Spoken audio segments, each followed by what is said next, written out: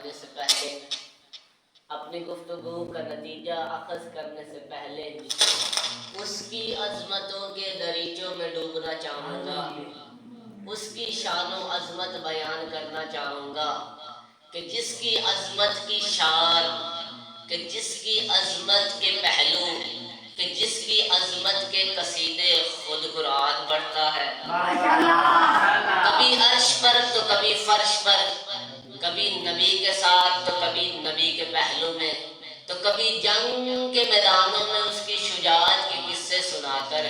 دنیا میں موجود ہر شخص کو یہ بتاتا ہے، اے آدم کی اولاد، اے بنی آدم سن، نہ عرش ہوتا، نہ فرش ہوتا، نہ روئے زمین کے کسی حصے کو اللہ حل کرتا، نہ سورج ہوتا، نہ سورج کی کرنیں ہوتی، نہ چاند ہوتا، نہ چاند کی روشنی روئے زمین پہ پڑتی، نہ سمندر ہوتا، نہ سمندر میں موجود اللہ کی مخلوق ہوتی، نہ تارے ہوتے، نہ ستارے ہوتے، نہ کسی زمین کے حصے کو اللہ حل کرتا، نہ حشرات الارض کو اللہ حل کرتا۔ اب میں دیکھنا چاہتا ہوں کہ ابھی تک میرے ساتھ ساتھ نے سفر کیا ہے فرش کا، اب چلتے ہیں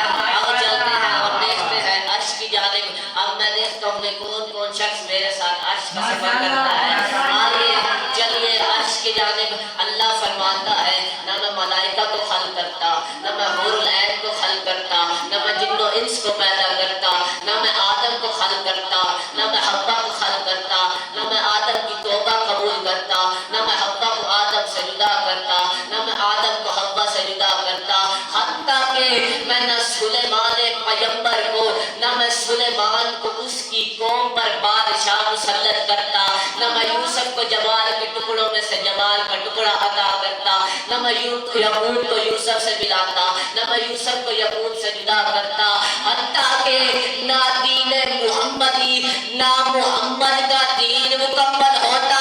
اگر علی اور ولایت علی کو نہ حل کرتا۔ اسی لیے تو میں کہتا ہوں کہ علی کا نور وہ ہے جو موسیٰ کے لیے آیا تو علم بن گیا، عیسیٰ کے لیے آیا تو خلد بن گیا، یعقوب کے لیے آیا تو صبر بن گیا، ارے یوسف کے لیے آیا تو جمال بن گیا، کعبے میں آیا تو اللہ بن گیا، مدینے میں آیا تو مولا بن گیا۔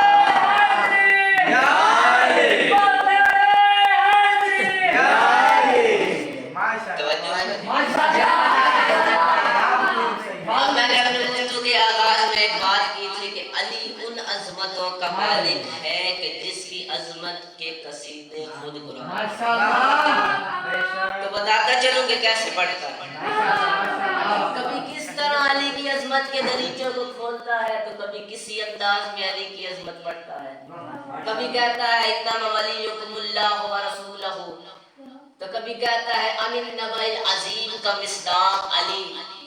تو کبھی کہتا ہے فمن حاجک من بعد ما جاءک من العلم فقل تعالوا ندعو ابناءنا وابناءکم ونساءنا ونساءکم وانفسنا وانفسکم ثم نبتہل فنجعل لعنۃ اللہ علی الکاذبین۔ لیکن خدا کی قسم میرے بھائیوں، آخری جملے نے تو حل ہی کر دی۔ کبھی کسی طرح علی کی عظمت کے دریچوں کو کھولتا ہے، کبھی کسی طرح بیان کرتا ہے۔ قرآن آخر میں رسول کی زبان میں یہ بیان کر کے بتا ہی دیا،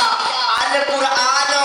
مع علی و علی مع القرآن، اے سن بنی آدم کی اولاد، قرآن علی کے ساتھ ہے، علی قرآن کے ساتھ ہے۔ یعنی اب آپ کی اور میرے ذہن نے یہ سب تسلیم کر لیا کہ اگر علی روئے زمین پر ہے تو قرآن علی کے ساتھ ہے، علی قرآن کے ساتھ ہے، اگر علی سمندروں کی لہروں میں موجود ہے تو قرآن علی کے ساتھ ہے، اگر علی برزخ میں ہے تو قرآن علی کے ساتھ ہے، اگر علی جنت میں ہے تو قرآن علی کے ساتھ ہے، اگر علی جنگ کے میدانوں میں خدا کے شجاع شیروں کی طرح جنگ کر رہا ہے تو قرآن علی کے ساتھ ہے، علی قرآن کے ساتھ ہے۔ یعنی اب معلوم ہو گیا کہ جس نے قرآن کو پا لیا اس نے دامن علی کو مضبوطی سے تھام لیا، جس نے قرآن کو چھوڑ دیا اس نے علی کو چھوڑ دیا، اور جس نے علی کو چھوڑ دیا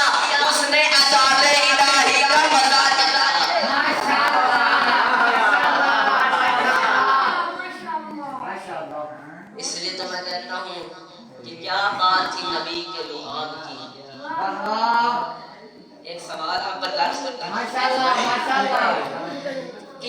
نبی کی لعاب تھی نا جس سے ہر لمحہ علی چوس چوس کر کہ جس کے ذریعے علی کو العلم علی باب و حافظ سنائے دی گئی. اس لیے تو روایت کہتی ہے کہ جب نبی کا نور عین، فاطمہ بنت اسد کے دل کا چین، ابو طالب کا بہادر شہزادہ المحافظ نور الثقلین کعبے کی سرزمین پر آ گیا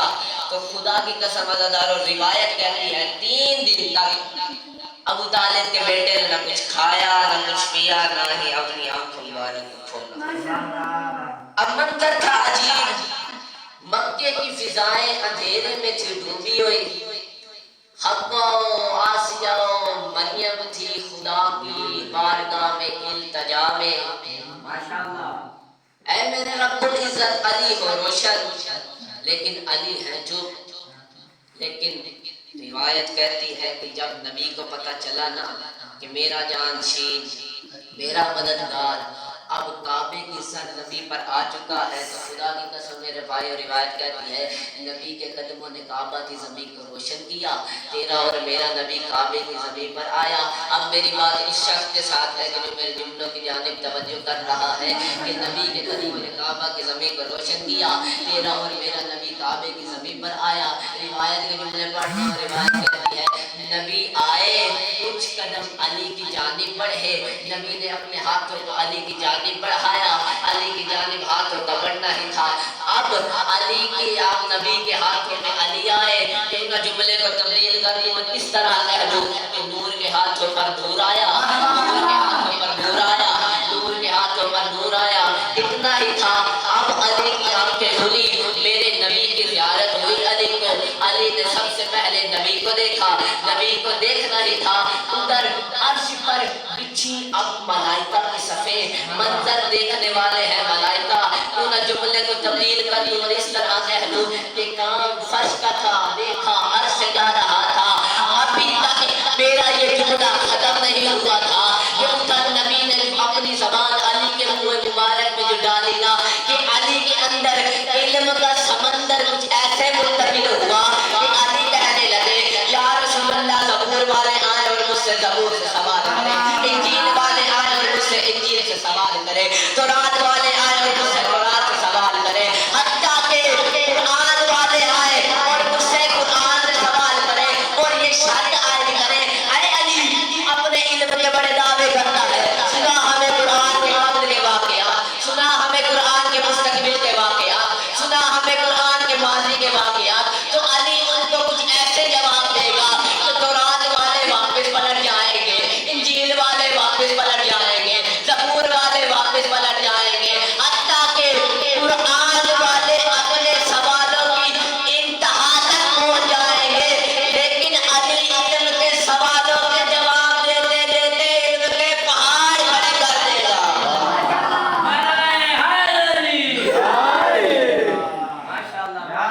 اس لیے تو جب کوفہ کی مسجد میں میرے بادشاہ علی تشریف فرما تھے، کوفہ کے مجمع نے علی کو گھیرا ہوا تھا. کچھ علی کی نورانیت کو دیکھ کر خوشی کے مارے ابھر رہے تھے تو کچھ علی کی نورانیت کو دیکھ کر بغض کے مارے جل رہے تھے. کبھی علی ان کو خدا کی حمد و ثنا کے بعد حدیث سناتا تو کبھی علی ان کے سامنے خیبر و خندق و حنین کے منظر رکھتا تو کبھی علی ان کے سامنے وہ منظر رکھتا کہ جب خیبر وجود میں آئی نبی نے کسی پر اعتماد کر کے انہیں علم دیے تھے. خیبر یاد ہے نا سب کو؟ نبی نے کسی پر اعتماد کر کے انہیں علم دیے تھے کہ جاؤ. 39 دن جنگ خیبر میں گزر چکے لیکن جنگ خیبر فتح نہ ہوا کہ جاؤ خیبر فتح کر کے آؤ. لیکن افسوس پہلا جاتا تو واپس، دوسرا جاتا تو واپس، تیسرا جاتا تو وہ بھی واپس. اب کیا؟ لیکن جب علی کو بھیجا گیا نا خدا کی قسم ازادارو، علی نے در خیبر کو ایسے اکھاڑا کہ تاریخ آج تک ان جملوں پر گواہ ہے کہ صحابہ نے جب پوچھا نا یا علی آپ نے در خیبر کو کیسے اکھاڑا، مولا نے فرمایا میرے ساتھ 50,000 ملائکہ کا وفد تھا جس کی طاقت کو اللہ نے میری طاقت قرار دیا تھا، اسی لیے انہوں نے میرے ساتھ در خیبر کو اکھاڑا۔ اب میں اپنے موضوع کی جانب آؤں، پڑھوں گا شجاعت علی بھی پڑھوں گا لیکن بعد میں، کیونکہ میرا وجود میرا دماغ مجھے اجازت ہی نہیں دیتا کہ میں علی کی شجاعت کو، علی کی بہادری کو ان کے ساتھ بیان کروں کہ جنہیں نبی دیتا جھنڈے تھا لے کے ڈنڈے آتے تھے۔ تو بس میں اپنے موضوع کی جانب آؤں، بس یہی الفاظ ابھی میرے علی کے الفاظ نبوء مبارک سے نکل رہے تھے۔ اچانک کوفہ کی مسجد میں ایک شخص داخل ہوا، آگے کہنے لگا یا علی، میں نے آپ کے علم کے بڑے چرچے سنے ہیں، میں شہر مکہ میں گیا تو میں نے علی علی سنا، میں شہر مدینہ میں گیا تو میں نے العلم و علی باپ ہاں کی صدائیں سنی، حتیٰ کہ میں شہر کوفہ میں داخل ہوا تو میں نے ہر طرف آپ کی علم کے چرچے سنے۔ یعنی میں آپ سے سوال بس ایک کرنا چاہتا ہوں کہ یہ علم کے خزانے آپ کے پاس آئے تو آئے کہاں؟ اب جو رحمۃ اللہ علیہ نے کہا نا آپ کے چہرے نام کے اوپر رونق دیکھنا چاہوں گا، علی نے فرمایا کہ جس کے صدقے